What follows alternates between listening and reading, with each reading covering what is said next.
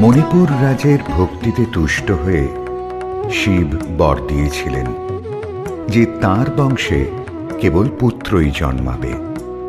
তৎসত্ত্বেও যখন রাজকুলে চিত্রাঙ্গদার জন্ম হল, তখন রাজা তাকে পুত্ররূপেই পালন করলেন।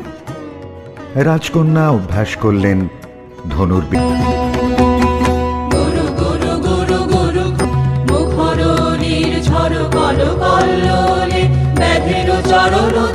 শুনিতে না পায় তিরুহরিণ দম্পতি চিত্র ব্যাঘ্র পদনখ চিহ্ন রেখা শ্রেণী রেখে গেছে ওই পথ বঙ্ক পরে, দিয়ে গেছে পদে পদে গুহার সন্ধান। গুরু গুরু গুরু গুরু অরমেঘ গরজে পর্বত শিখরে অরণ্যে তমস্ছায়া। সখী, কি দেখা দেখিলে তুমি? এক পলকের আঘাতেই খসিল কি আপন পুরানো পরিচয়? রবি করপাতে কোরকের আবরণ টুটি মাধবী কি প্রথম চিনিল আপনারে? মধুক আলো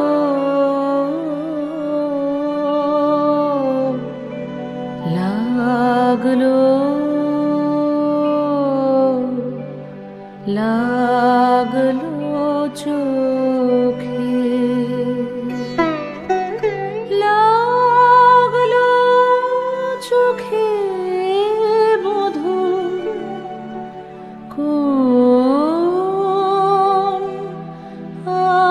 আলো লাগলো লাগলো চোখে। দে তোরা আমায় নূতন করে দে নূতন আভরণে, দে তোরা আমায় নূতন করে দে নূতন আভরণে। হেমন্তের অভিসম্পাতে রিক্ত কিঞ্চন কানন ভূমি, বসন্তে হোক দৈন্য বিমোচন নবলাবণ্য ধনে।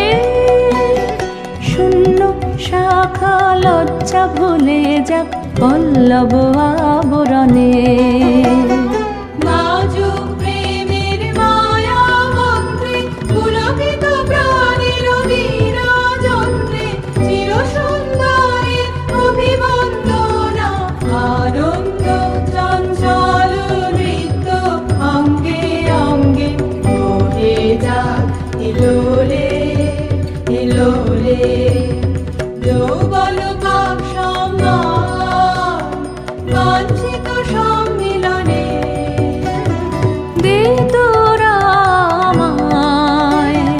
নূতন করে দে নূতন আভরণে।